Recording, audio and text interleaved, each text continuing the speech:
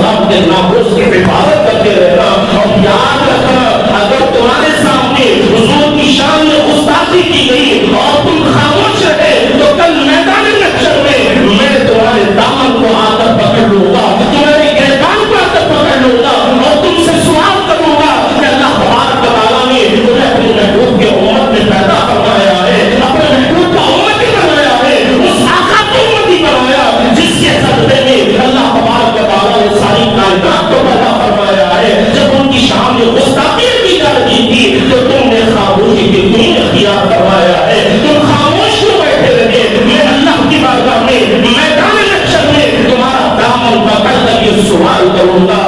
رضی اللہ عنہ نے قیامت تک آنے والے تمام مسلمانوں کو پیغام دے دیا, تمام مسلمانوں کو آپ نے میسج دے دیا کہ اگر کوئی حضور کی شان میں گستاخی کرتا ہے تو تمہیں خاموش بیٹھنے کی ضرورت نہیں ہے. حالانکہ اسلام ہمیشہ یہی تعلیم دیتا ہے کہ تم اپنے زبانوں کو ٹھنڈا رکھو, اپنے دماغ کو ٹھنڈا رکھو, اپنے دل کو ٹھنڈا رکھو. لیکن جب بات پیارے آقا کی شان کی بات آ جائے, جب پیارے آقا کی ذات کی بات آ جائے, جب حضور کے ارتقاء کی بات آ جائے تو پھر یہی اسلام تمہیں اپنے دماغ کو ٹھنڈا رکھنے کی تعلیم نہیں دیتا, اپنے دل کو ٹھنڈا رکھنے کی تعلیم نہیں دیتا, اپنی زبان کو ٹھنڈا رکھنے کی تعلیم نہیں دیتا. اور یہ پیغام اللہ تبارک و تعالیٰ نے قرآن مجید میں فرما دیا. السلام علیکم ورحمۃ اللہ وبرکاتہ.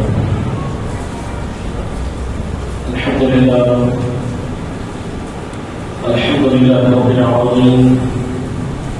والعاقبة للمتقين والصلاة والسلام على سيد الأشرف الأنبياء والمرسلين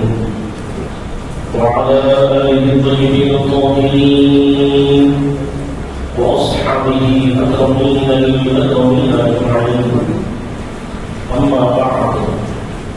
فقد قال الله تبارك وتعالى في القرآن المجيد والفرقان الحميد: أعوذ بالله من الشيطان الرجيم. بسم الله الرحمن الرحيم. قل إن كنتم تحبون الله فاتبعوني يحببكم الله ويغفر لكم ذنوبكم والله غفور رحيم. صدق الله العظيم. قال الله تبارك وتعالى في شأن حبيبه تعظيما وتكريما: إن الله وملائكته يصلون على النبي يا أيها الذين آمنوا صلوا عليه وسلموا تسليما. اللهم صل على سيدنا محمد وعلى آله وصحبه أفضل صلاتك وعدد معلوماتك وبارك وسلم.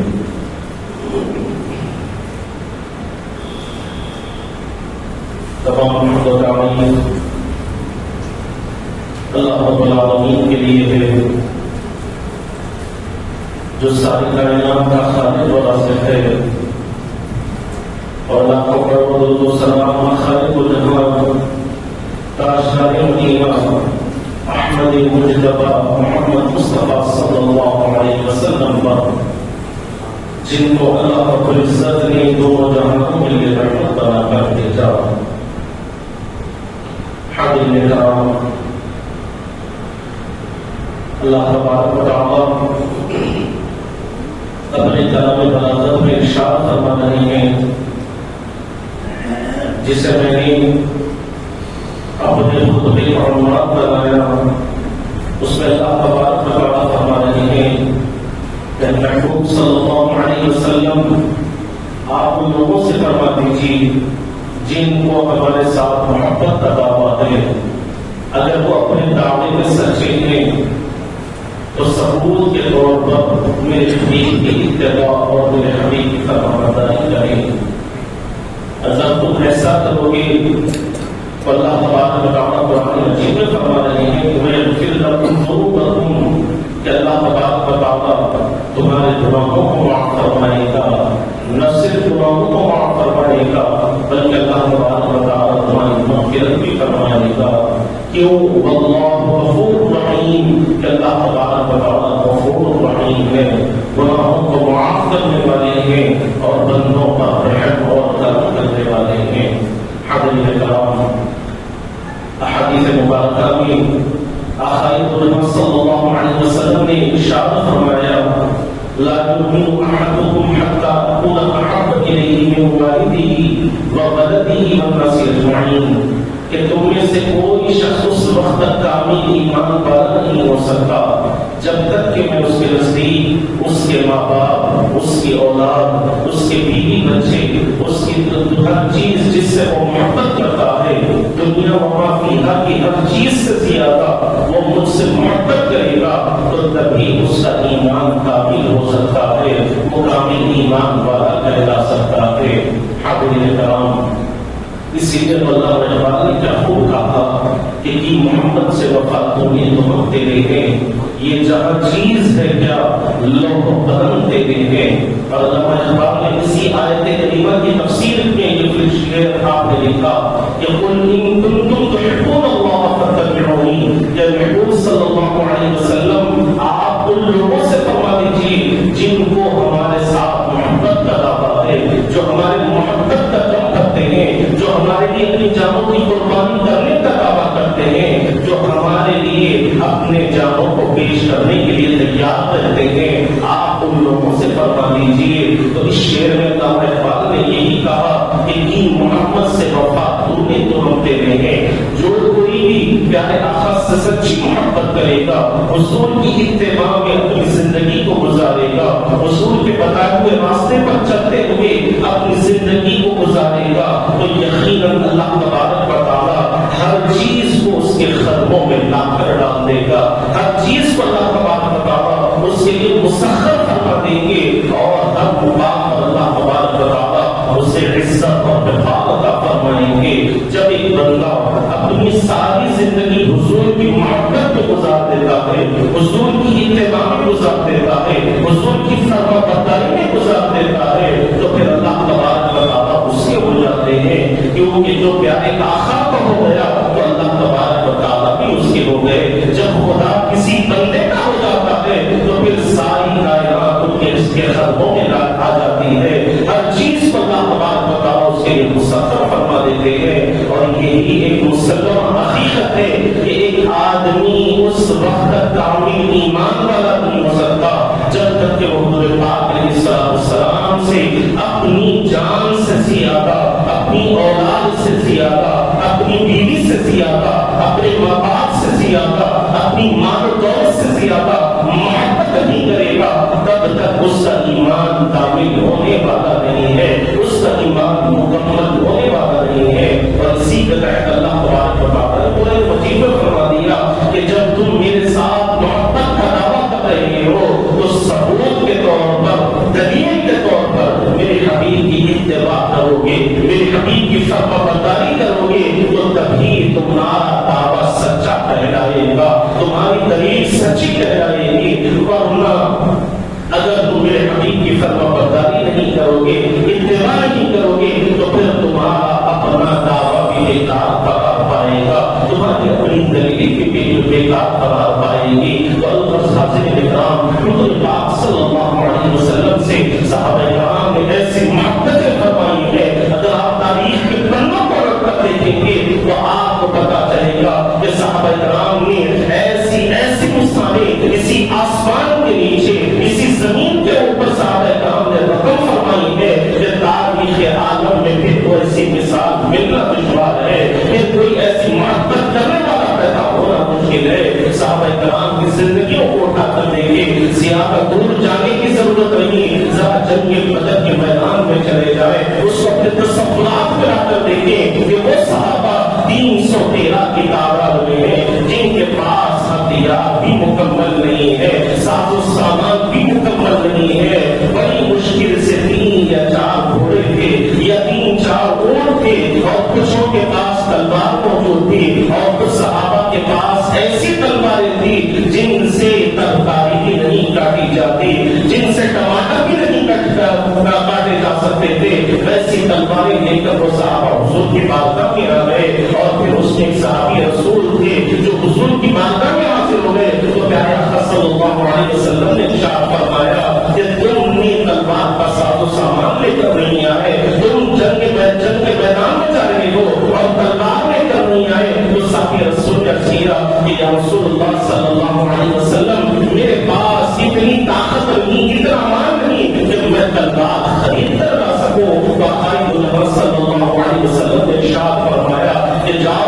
کسی جھاڑ کی لکڑی لے کر آؤ تو صحابی رسول جھاڑ کی لکڑی لے کر آتے ہیں، کھجور کے درخت کی لکڑی لے کر آتے ہیں اور حضور کی بارگاہ میں پیش کرتے ہیں۔ تو خالد اللہ صلی اللہ علیہ وسلم نے اسے اپنے دست مبارک میں لیا اور صحابی کے ہاتھ میں دے دیا۔ تو صحابی فرماتے ہیں کہ میں نے اس لڑکی لکڑی سے کئی کفار مشرکین کو واصل جہنم کر دیا، کئی مشرکین کو میں نے اس کے ذریعے ختم کر دیا ہے۔ اور اسی جنگ میں جو ننھے ننھے صحابہ ہیں، جو ننھے ننھے معصوم بچے ہیں، جن کا نام حضرت معاذ اور ایک کا نام حضرت محفوظ رضی اللہ عنہ ہے، اور روایات میں تاریخ سے یہ بھی پتہ چلتا ہے کہ ان کی عمریں مشکل سے 12 یا 13 سال کی عمریں ہوں گی، 15 سال سے بھی کم عمر کے بچے ہیں۔ جب جنگ کا اعلان ہو گیا تو حضور کی بارگاہ میں حاضر ہو گئے اور عرض کرنے لگے کہ یا رسول اللہ صلی اللہ علیہ وسلم،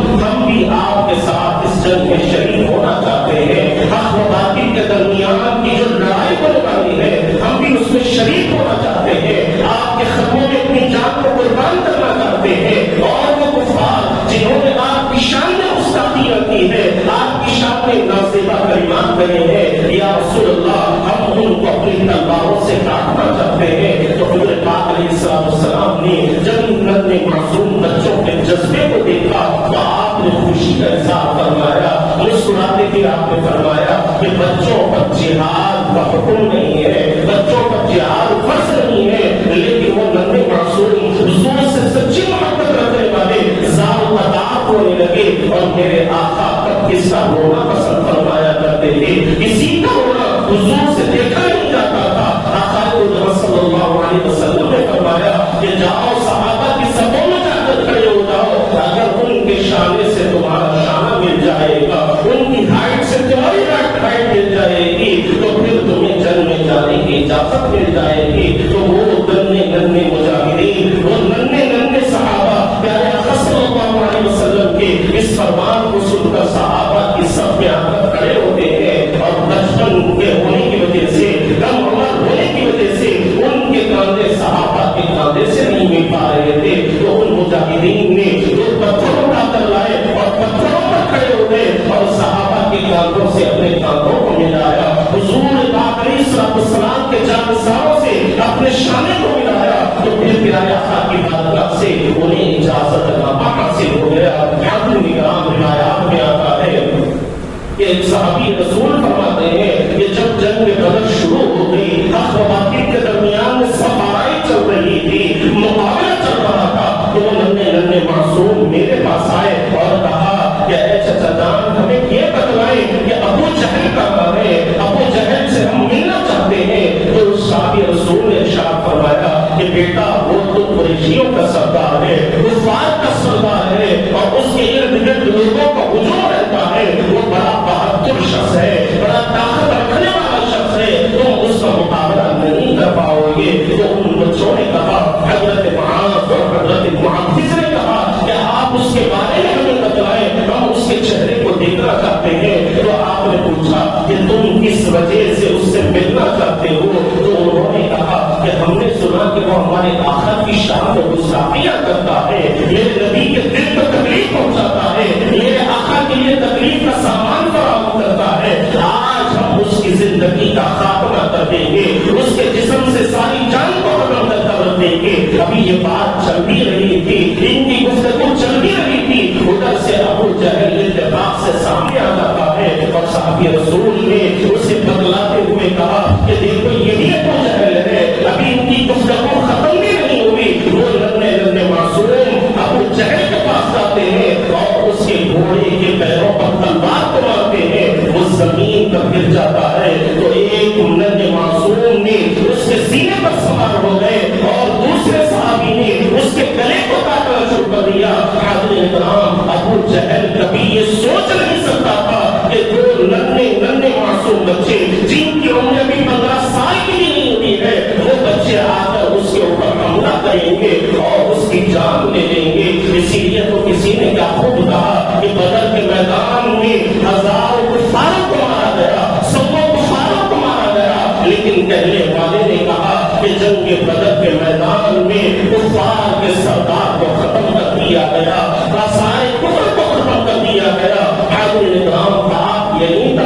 نہیں ہوتی، بلکہ جنگ کے دوران میں وہ ننھے مجاہدین اپنے بہادری کا مظاہرہ کرتے جا رہے تھے، اپنی بہادری اپنی شجاعت کو دکھاتے جا رہے تھے۔ اتفاق سے ایک بدبخت آ کر ایک چھوٹے سے صحابی کے اوپر حضرت معاذ یا حضرت معوذ کے ہاتھ پر حملہ کرتا ہے تو ان کا ہاتھ جسم سے لٹکنا شروع ہو جاتا ہے، جسم سے جدا ہو کر صرف چمڑے سے ان کا ہاتھ لٹک رہا تھا، اور وہ اسی حالت میں بھی جنگ میں شریک رہے، کفار کے ساتھ مقابلہ کر رہے تھے، اور صحابہ خود یہ منظر کو دیکھ رہے ہیں، اور صحابہ نے کہا کہ ہم نے دیکھا کہ اس معصوم نے اپنے دونوں پیروں میں اپنے ہاتھ کو ڈالا اور اسے اٹھا کر پھینک لیا اور کہنے لگا کہ مجھے وہ ہاتھ کی ضرورت نہیں ہے جو میرے اور میرے پروردگار کی فرمانبرداری میں خلل پیدا کرے، میرے اور میرے آقا کی محبت میں خلل پیدا کرے۔ حاضرین کرام، یہ جذبہ ان ننھے مجاہدین کا تھا، اور اگر آپ تاریخ کو اٹھا کر دیکھیں گے تو آپ کو پتا چلے گا کہ وہ کسی مالدار کے بیٹے نہیں تھے، بلکہ ان کے والد بھی صحابی ہیں اور ایک کسان تھے، کھیتی باڑی کیا کرتے تھے، لیکن انہوں نے ایسے گھرانے میں اپنی آنکھ کو کھولا تھا کہ اپنے باپ کو دیکھ رہے ہیں کہ قرآن کی تلاوتیں کر رہے ہیں، ماں کو دیکھا تو وہ اللہ کے ذکر میں مشغول ہے، اللہ کی تسبیح و تحلیل میں مصروف ہے۔ حاضرین کرام، وہ ننھے مجاہدین کی زندگیوں کو آپ پڑھ کر دیکھیں کہ انہیں تربیت ملی ہے تو اپنے گھر سے ملی ہے، اور یہ کوئی قصے کہانیاں نہیں ہے۔ اگر آج ہمارے نوجوانوں کی زندگی کو دیکھا جائے تو ہمارے نوجوانوں کی حالت یہ ہے کہ کوئی پب جی کھیلنے میں مصروف ہے، کوئی انٹرنیٹ پر ساری رات اپنی گزار رہا ہے، فیس بک دیکھتے ہوئے، انسٹاگرام دیکھتے ہوئے یا ٹویٹر پر اپنی ساری زندگی کے لمحات کو برباد کر رہا ہے۔ کئی ایسے ہمارے نوجوان ہیں جو چبوتروں کا آباد کیے ہوئے ہیں، اور افسوس کی بات یہ ہے کہ ہمارے اولڈ سٹی میں ہی چبوترا مشن چل رہا ہے۔ یہ تمام چیزیں مسلمانوں کے لیے چل رہی ہیں، یہ بڑے افسوس کا مقام ہے۔ وہ قوم جو دوسروں کی رہنمائی کرنے کے لیے آئی تھی، وہ قوم جو دوسروں کی رہبری کرنے کے لیے آئی تھی، وہ قوم جو دوسروں کو صراط مستقیم پر چلانے کے لیے آئی تھی، وہ قوم جو دوسروں کو بے حیائی سے روکنے کے لیے آئی تھی، وہ قوم جو دوسروں کو گناہوں سے بچانے کے لیے آئی تھی، آج افسوس کی بات یہی ہے کہ وہی قوم ان تمام چیزوں میں مبتلا ہے۔ مسلمان آج چبوتروں کا آباد کیے ہوئے ہیں، آج ہمارے نوجوان موبائل فون پر اپنے وقت کو ضائع کر رہے ہیں۔ حاضرین کرام، صاحب موبائل فون پر جب آپ اپنے وقت کو ضائع کر رہے ہیں تو ان چیزوں پر بھی نظر ڈالیں کہ موبائل پر آج انٹرنیٹ پر فیس بک پر ایسے گستاخانہ پوسٹ بھی کیے جا رہے ہیں جس میں حضور پاک علیہ السلام کی شان میں نازیبا کلمات کو کہا جا رہا ہے، حضور کی شان میں گستاخیاں کی جا رہی ہے۔ صرف انڈیا ہی میں 25,000 پوسٹ ایسے ہیں جن میں حضور پاک علیہ السلام کی شان مبارک میں گستاخیاں کی گئی ہے، حضور پاک علیہ السلام کی شان میں گستاخیاں کی گئی ہیں، بد اخلاقی کے الفاظ کو استعمال کیا گیا ہے۔ میں ان نوجوانوں سے پوچھنا چاہتا ہوں کہ جب تم اپنی ساری راتیں موبائل پر گزار رہے ہو، انٹرنیٹ پر گزار رہے ہو، فیس بک دیکھتے ہوئے اپنی ساری راتوں کو برباد کر رہے ہو، اور پھر دوسری طرف کہتے ہو کہ ہم کلمہ لا الہ الا اللہ محمد رسول اللہ کے پڑھنے والے ہیں، ہمارے دلوں میں حضور کی محبت ہے، ہم اپنے نبی کے لیے اپنی جان کو قربان کرنے والے ہیں۔ میں ان سے پوچھنا چاہتا ہوں، جب یہ پوسٹ فیس بک پر آتے تھے تو تم لوگوں نے اس کے لیے کیا اقدام کیا ہے؟ کون سا ایسا قدم اٹھایا ہے اور کون سا ایسا سبق ان لوگوں کو تم نے سکھایا ہے جنہوں نے حضور پاک علیہ السلام کی شان میں گستاخیاں کی ہے؟ حاضرین کرام، یاد رکھیں کہ اللہ تبارک و تعالیٰ ہر گناہ کو معاف کر سکتا ہے، اللہ تبارک و تعالیٰ حقوق العباد کو معاف کر سکتا ہے، لیکن یاد رکھیں کہ اگر کوئی نبی کی شان میں گستاخی کرتا ہے تو اللہ تبارک و تعالیٰ اسے معاف نہیں فرمائے گا۔ اور احادیث مبارکہ میں یہ بھی بتا دیا گیا ہے کہ اگر کسی مقام پر گناہ ہو رہا ہے، بے حیائی ہو رہی ہے، تو حکم دیا جا رہا ہے کہ اگر تمہارے ہاتھوں میں طاقت ہے تو جا کر ہاتھوں سے اس برائی کو روکنے کی کوشش کرو، اگر تم ہاتھ سے نہیں روک سکتے تو اپنی زبانوں سے اس برائی کو روکنے کی کوشش کرو، اور اگر اتنا بھی نہیں کر سکتے تو کم سے کم دل میں اس کو برا تو جانو، برا تو اس کا احساس کرنے کی کوشش کرو۔ لیکن حاضرین کرام، آج افسوس کا معاملہ دلوں سے احساس تک بھی ختم ہو چکا ہے، ہمارے دلوں سے احساس بھی ختم ہو چکا ہے۔ اگر ہمارے دلوں میں کسی چیز کا احساس ہے تو بے حیائی کی طرف جانے کا احساس ہے، برائیوں میں مبتلا ہونے کا احساس ہے، اپنے آپ کو بلند میں ڈالنے کا احساس ہے۔ حاضرین کرام، حضور پاک علیہ الصلوۃ والسلام کے صحابہ نے حضور سے کیسی محبت فرمائی ہے، ایک روایات سے تاریخ سے پتہ چلتا ہے کہ کفار و مشرکین نے عروہ بن مسعود ثقفی کو حضور کی بارگاہ میں یہ جاننے کے لیے بھیجا کہ حضور نے جنگ کی تیاری کس طرح فرمائی ہے، کس طرح آپ نے ساز و سامان کو اکٹھا کیا ہے، کتنی تلواریں حضور کے پاس موجود ہے، یہ جاننے کے لیے عروہ بن مسعود ثقفی کو حضور کی بارگاہ میں بھیجا گیا۔ اور جب عروہ بن ثقفی حضور کی بارگاہ میں آتا ہے اور اس نے دیکھا ایک وہ حضور پاک علیہ الصلوۃ والسلام کی بارگاہ میں جب آتا ہے تو اس نے دیکھا کہ صحابہ کرام حضور سے ایسی والہانہ محبت فرما رہے ہیں، حضور کی محبت میں ایسے ڈوبے ہوئے ہیں کہ حضور پاک علیہ الصلوۃ والسلام وضو فرماتے ہیں تو صحابہ کرام حضور کے ارد گرد جمع ہے اور حضور کے وضو کے پانی کا ایک قطرہ بھی زمین پر صحابہ گرنے نہیں دیتے، پانی کے خطرے کو بھی زمین پر گرنے نہیں دیتے۔ حضور جو وضو فرماتے ہیں وہ صحابہ اس وضو کے پانی کو اپنے ہاتھوں پر لے لیا کرتے ہیں، اپنے چہروں پر، اپنے جسموں پر لگایا کرتے ہیں۔ جب عروہ بن مسعود ثقفی نے یہ منظر دیکھا تو واپس آ کر ان سرداروں کے پاس آ کر اس نے کہا، ان مشرکین کے سرداروں کے پاس آ کر کہا کہ محمد عربی صلی اللہ علیہ وسلم نے ایسی فوج کو تیار کر رکھا ہے کہ جو ان کے وضو کے پانی کو بھی زمین پر گرنے نہیں دیتے، تو بھلا بتلاؤ کہ کیا وہ حضور کے قرب کو زمین پر گرنا برداشت کریں گے، حضور کے قرب کو زمین پر گرانا کو گوارا کر پائیں گے؟ حاضرین کرام، اس سے معلوم ہوتا ہے کہ صحابہ کرام نے حضور پاک علیہ الصلوۃ والسلام سے ایسی ایسی محبت فرمائی ہے، ایسے ایسے والہانہ محبت کا اظہار صحابہ کرام نے فرمایا ہے کہ حضور کے وضو کے پانی کو بھی زمین پر صحابہ کرام نے گرنے نہیں دیا۔ اور آج ہم حضور سے اپنی محبتوں کا دعویٰ تو کرتے ہیں، حضور کے ساتھ اپنے رشتے کا دعویٰ تو کرتے ہیں، اپنی وفاؤں کے نغمے تو کرتے ہیں، لیکن جب میدان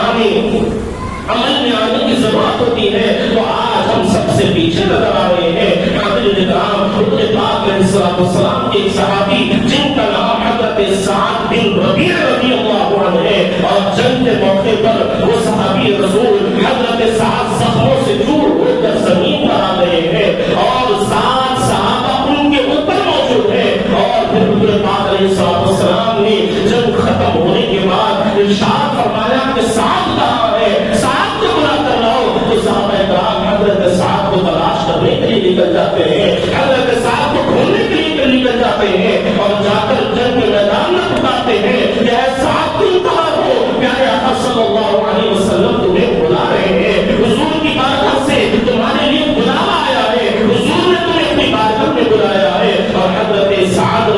بن ربیع رضی اللہ عنہ کی حالت یہ ہے کہ وہ 7 صحابہ کے نیچے دبے ہوئے ہیں، زخموں سے چھو رہے ہیں، اٹھنے کی طاقت بھی موجود نہیں ہے۔ بڑی کوشش کے ساتھ انہوں نے آواز دی اور صحابہ کرام نے آ کر ان کے اوپر جو دوسرے شہید صحابہ تھے ان کو ہٹایا گیا، اور جب پیارے آقا کا پیغام ان کے پاس پیش کیا گیا تو حضرت سعد بن ربیع رضی اللہ عنہ نے عرض کیا کہ میرے آقا صلی اللہ علیہ وسلم کی بارگاہ میں یہ پیغام پہنچا دو، مجھے پتا نہیں کہ میں اپنے پیارے آقا کی بارگاہ میں جا سکتا ہوں یا نہیں، میرے جسم میں اتنی طاقت بھی نہیں ہے کہ میں اٹھ کر اپنے محبوب کی بارگاہ میں جاؤں، میرے پیارے آقا کی بارگاہ میں میرا سلام پیش کر دینا۔ اور زخموں سے چور ہے، جسم سے خون بہ رہا ہے، اور اس حالت میں بھی حضرت سعد بن ربیع رضی اللہ عنہ فرماتے ہیں کہ ساری امت محمدیہ کو یہ پیغام دے دو کہ جب کبھی بھی حضور کی شان میں کوئی گستاخی کرے گا تو تم اپنی جان کا نذرانہ حضور کے خطوں پر پیش کرنا اور اپنے جسم کے آخری خون کے قطرے تک حضور پاک علیہ الصلوۃ والسلام کے ناموس کی حفاظت کرتے رہنا۔ اور یاد رکھنا، اگر تمہارے سامنے حضور کی شان میں گستاخی کی گئی اور تم خاموش رہے تو کل میدان محشر میں تمہارے دامن کو آ کر پکڑ لوں گا، تمہارے گریبان کو آ کر پکڑ لوں گا اور تم سے سوال کروں گا کہ اللہ تبارک و تعالیٰ نے تمہیں اپنے محبوب کے امت میں پیدا فرمایا ہے، اپنے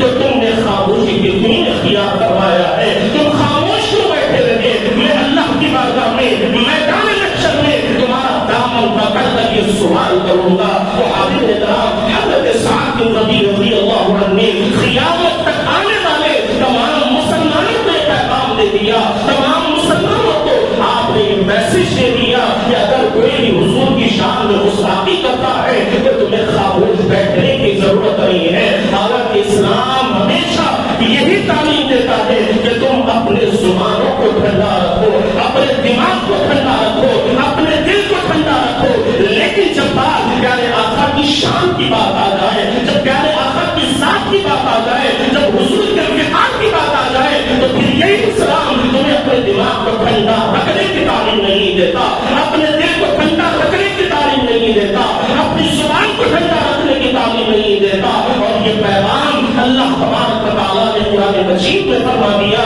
کہ جب ابو لہب نے حضور کی شان میں گستاخیاں کی، حضور کی شان میں نازیبا کلمات کہے، اور جب حضور پاک علیہ السلام نے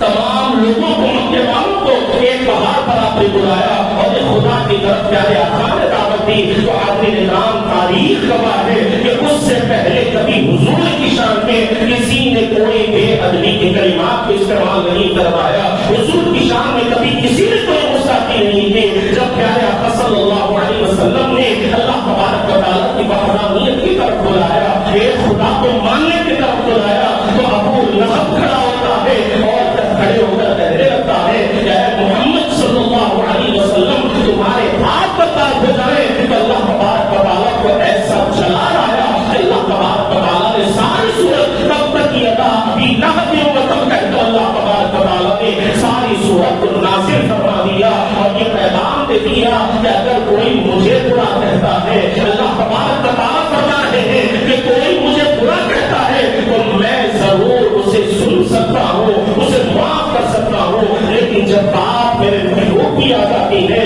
جب بات میرے پیارے آقا کی آ جاتی ہے، تو اللہ تبارک و تعالیٰ یہاں پر فرما رہے ہیں کہ تبت یدا ابی لہب و تب، ساری صورت اللہ تبارک و تعالیٰ نے ابو لہب کے لیے قسم میں نازل فرمائی ہے، اور جب کبھی بھی سورہ لہب کی تلاوت ہوگی تو ابو لہب پر اللہ تبارک و تعالیٰ عذاب کو نازل فرمائے گا، اور اس نے کہا کہ اے محمد، اب تمہاری ساری نسل ختم ہو جائے گی۔ جب آپ کے شہزادے کا انتقال ہو گیا تو اس نے کہا کہ اب تمہاری نسل کو آگے لے جانے والا کوئی نہیں ہے۔ تو اللہ تبارک و تعالیٰ کو ایسا چلان آیا کہ اللہ تبارک و تعالیٰ نے سورہ کوثر انا اعطیناک الکوثر کا نزول فرما دیا، اور اپنے پیارے محبوب کو تسلیم دیتے ہوئے اللہ تبارک و تعالیٰ نے فرمایا کہ اے محبوب، ہم نے آپ کو کوثر عطا فرمایا ہے، آپ خودداری کیجیے، اپنے رب کی عبادت کیجیے۔ اور اپنے حاضرین کرام، آپ تاریخ کو اٹھا کر دیکھیں کہ آج ابو لہب کی کوئی اولاد نہیں ہے، اس کی کوئی نسل نہیں ہے، اس کی نسل کا کوئی عطا پتہ نہیں ہے، لیکن آقا صلی اللہ علیہ وسلم کی آج کو دیکھیں کہ دنیا کے کونے کونے میں آپ کو سادات اکرام ملیں گے، حضور کی اولادیں ملیں گی جو پیارے آقا صلی اللہ علیہ وسلم کی محبت کے نغموں کو گا رہی ہے اور مردہ دلوں کو روشن کر رہی ہے۔ تو حاضرین کرام،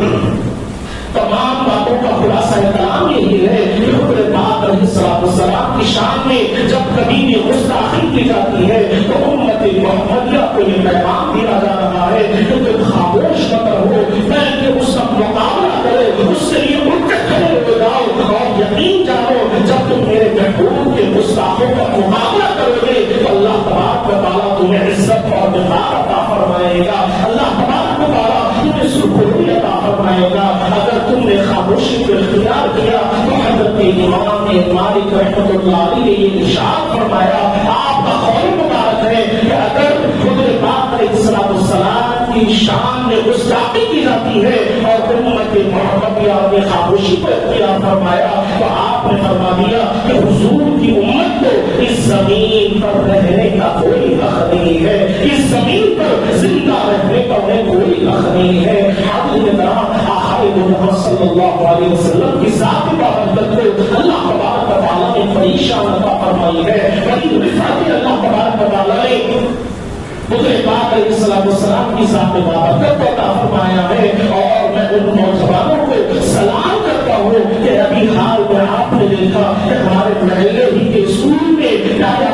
اللہ علیہ وسلم کی شان میں گستاخی نہیں، ایسا سلیبس پڑھایا جا رہا ہے جس میں حضور پاک علیہ السلام کی شبیہ بنائی گئی ہے، تصویر بنائی گئی ہے اور حضور کی شان میں گستاخی کی جا رہی ہے۔ تو میرے ان نوجوانوں کے لیے سلام ہے جو حضور کی شان کے لیے اپنی راتوں کی نیندوں کو قربان کر کر حضور کی شان کی حفاظت کے لیے کھڑے ہو گئے، ناموس رسالت کی حفاظت کے لیے کھڑے ہو گئے۔ لیکن حاضرین کرام، یہاں پر والدین کی ایک ذمہ داری بھی ہے، والدین کی بڑی اہم ذمہ داری ہے کہ جب آپ اپنے بچوں کو تعلیم دلانے کے لیے، ایجوکیشن کے لیے کسی اسکول میں آپ داخلہ کرواتے ہیں تو والدین کو چاہیے کہ پہلے اچھی طرح تحقیق کر لے، پہلے اچھی طرح جانچ کر لے کہ وہاں پر کون سی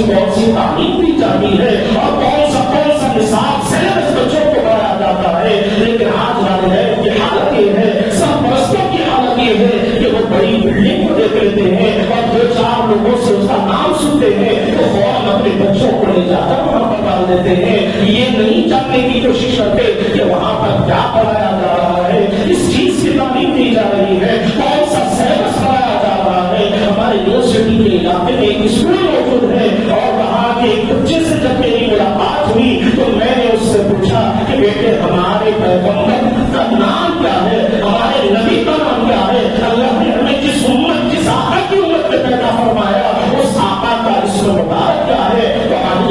اس بچے نے جواب دیا حضرت عیسیٰ علیہ السلام۔ آپ غور فرمائیں کہ کس طرح کی تعلیم آج اسکولوں میں دی جا رہی ہے، ایجوکیشن کے نام پر کس طرح مسلمانوں کو برباد کرنے کی کوشش کی جا رہی ہے، کس طرح اسلام کی تعلیمات سے دور کرنے کی کوشش کی جا رہی ہے۔ تو یہ سب پرستوں کی ذمہ داری ہے کہ جب آپ اپنے بچوں کو تعلیم دلوانے کے لیے جائیں تو پہلے اچھی طرح جانچ کر لیا کریں، ذرا بزرگان دین کی زندگیوں کو اٹھا کر دیکھیں۔ اس لیے میں بار بار کہتا ہوں کہ ہمیں اپنے اسلاف کی زندگیوں کا مطالعہ کرنا چاہیے، ان کی ہسٹری سے کچھ نہ کچھ واقفیت ضرور رکھنی چاہیے۔ ہمارے بزرگان دین کا عمل مبارک یہ ہوتا کہ جب بچوں کو تعلیم دلوانے کے لیے کسی استاد کے پاس آتے تو پہلے استاد کو چیک کر لیا کرتے، پہلے استاد کی تحقیق کر لیا کرتے کہ کیا یہ خود شریعت پر عمل کرتا ہے یا نہیں، حضور کی سنتوں پر عمل کرتا ہے یا نہیں، کیا یہ نماز کا پابند ہے یا نہیں۔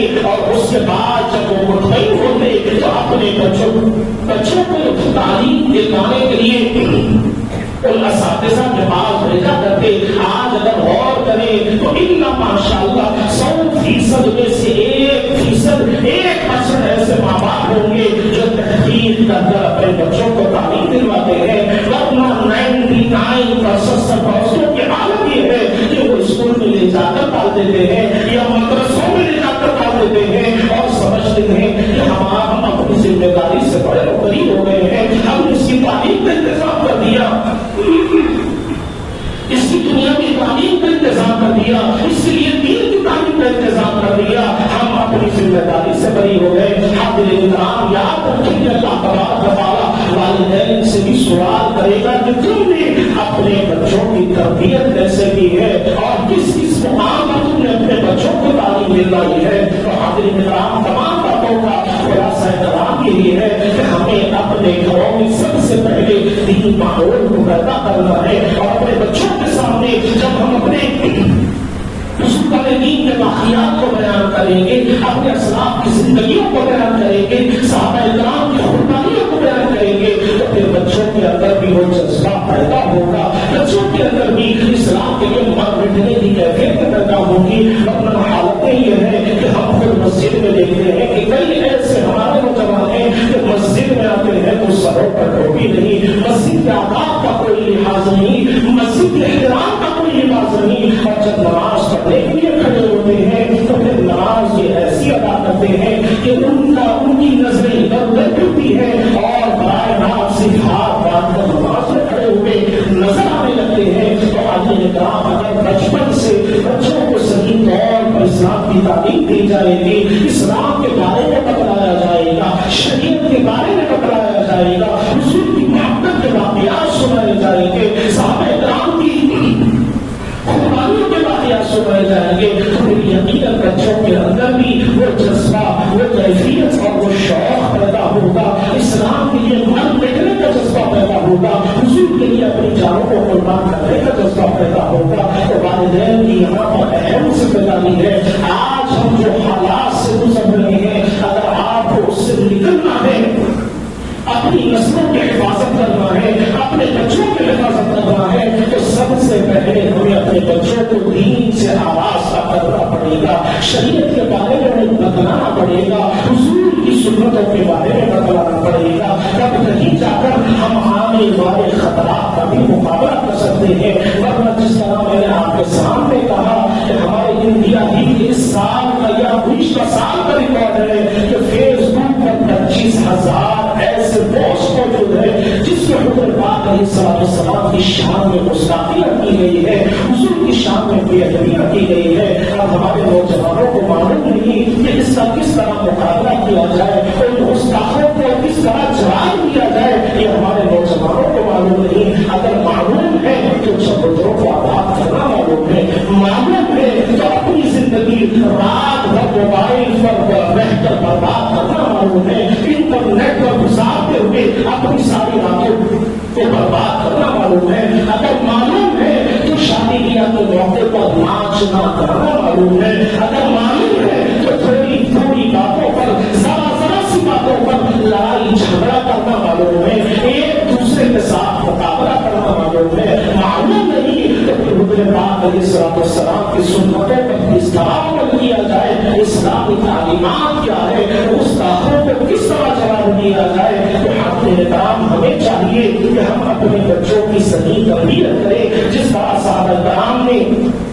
اپنے بچوں کی تربیت فرمائی ہے. اور جنگ بدر کا جو واقعہ میں نے آپ کے سامنے بیان فرمایا کہ حضرت معاذ, حضرت معاذ جن کی عمر 12 یا 13 سال کی عمریں ہیں, اور وہ جذبہ اسلام کے لیے مر مٹنے کا جذبہ ان کے دلوں میں جو پیدا ہوا وہ ان کے والدین کی وجہ سے پیدا ہوا ہے. والدین اپنے بچوں کو اس طرح تربیت دیتے تھے کہ حضور کے ناموں سے رسالت اور مر مٹنے کی تعلیم دی جاتی تھی. تو ہمیں بھی چاہیے کہ ہم اپنے بچوں کی اصلی طور پر تربیت کریں, حضور کی محبت بچوں کے دلوں میں پیدا کرنے کی کوشش کریں, اور خود بھی پہلے حضور کی سنتوں پر عمل کریں گے تو ہمیں دیکھ کر ہمارا بچہ بھی عمل کرے گا. اسی لیے تو حضرت علی رضی اللہ عنہ فرماتے ہیں کہ بچے اپنے والدین کا آئینہ ہوتے ہیں. جس طرح والدین عمل کرتے ہیں بچے آئینے کو دیکھ کر ان تمام چیزوں کو سیکھتے ہیں اور اسی پر چلتے ہوئے اپنی زندگی کو گزارتے ہیں. اگر ماں باپ گھروں میں بد اخلاقی کا ماحول رکھیں گے, گالی گلوچ دیں گے, اپنے بڑوں کی برائیاں بیان کریں گے, اپنے بڑوں کی قیمتیں بیان کریں گے, اپنے بڑوں کے لیے برا بھلا کہیں گے, تو بچوں کے اندر بھی وہی کیفیت پیدا ہوگی. اگر آپ اپنے بچوں کے سامنے معاف کرنے کے واقعات کو بیان کریں گے, ایک دوسرے کی مدد کرنے کے واقعات کو بیان کریں گے, ایک دوسرے کا سپورٹ کرنے کے واقعات کو بیان کریں گے, تو پھر ان کے اندر وہی جذبہ پیدا ہوگا. اور جو 4 دن پہلے ہی میں نے فیس بک پر ایک ویڈیو دیکھا, فلسطین کا ایک ویڈیو ہے جس میں ایک ننھی معصوم بچی ہے جس کی عمر مشکل سے 2 سال یا 2.5 سال کی عمر کی ہوگی. وہاں پر بمباری چل رہی ہے اور اس لڑکی کا باپ بچی کو یہ کہتے ہوئے دلاسا دے رہا ہے کہ بیٹی یہ تمہارے لیے کھلونے ہیں, تمہیں ہنسانے کے لیے آئے ہیں, جب بھی اس کی آوازیں آئے تو تم بھی زور زور سے ہنسو اور میں بھی تمہارے ساتھ زور زور سے ہنسوں گا. اور جب بمباری کی آواز آتی ہے تو بچی بھی ہنسنے لگتی ہے اور باپ بھی ہنسنے لگتا ہے. تو اس طرح فلسطین کے لوگوں نے اپنے بچوں کی تربیت کی ہے. ننھا معصوم بچہ ہے, ابھی اس کی زندگی کا اس سے کوئی شعور نہیں ہے, لیکن وہ اپنے ہاتھ میں فلسطین کے جھنڈے کو اٹھائے کھڑا ہو جاتا ہے, اپنی جان کو قربان کرنے کے لیے کھڑا ہو جاتا ہے. تو یہ جذبہ ان کے اندر کیسا پیدا ہوا؟ حضرت نے کہا آپ فلسطین کے لوگوں کی زندگیوں کو اٹھا کر دیکھیں گے تو آپ کو پتا چلے گا کہ وہاں پر کوئی ٹک ٹاکر آپ کو نہیں ملے گا, یوٹیوبر آپ کو وہاں پر نہیں ملے گا, ریلس بنانے والا نوجوان آپ کو وہاں پر نہیں ملے گا. وہاں پر آپ کو کوئی نوجوان ملے گا تو حضور کا سچا عاشق رسول ملے گا, اول درجے کا مسلمان آپ کو ملے گا, مسجد اقصی کی حفاظت کے لیے اپنی جان کو قربان کرنے والے نوجوان آپ کو ملیں گے. تو ہمیں بھی چاہیے کہ ایسا جذبہ اپنے اپنے دلوں کے اندر پیدا کریں گے، ایسی کیفیت اگر اپنے دلوں کے اندر پیدا کریں گے تو یقین جانے ہمارے آنے والے نسلوں کی بھی حفاظت ہو جائے گی، اور ہماری آنے والی نسلیں بھی جب ناموں سے رسالت کی بات ہوگی، حضور کے شان میں گستاخیوں کی بات ہوگی، تو ہماری آنے والی نسلیں بھی اپنی جانوں کی قربانیاں پیش کر کر حضور کے گستاخوں کو جواب دینے والی بن جائیں گی، حضور پاک علیہ السلام کے ناموں سے رسالت کی حفاظت کرنے والی ہو جائیں گی۔ آخر میں دعا ہے کہ جو کچھ کہا گیا، جو کچھ سنا گیا، اس پر اللہ تبارک و تعالیٰ ہم تمام کو عمل کرنے کی توفیق عطا فرمائے، اور ہمارے دلوں میں بھی آقائے صلی اللہ علیہ وسلم سے سچی محبت کرنے کا اللہ تبارک و تعالیٰ جذبہ عطا فرمائے، اور ساری زندگی حضور پاک علیہ السلام کی اطاعت اور فرمانبرداری میں گزارنے والا بنائے۔ وآخر دعوانا الحمد للہ رب العالمین۔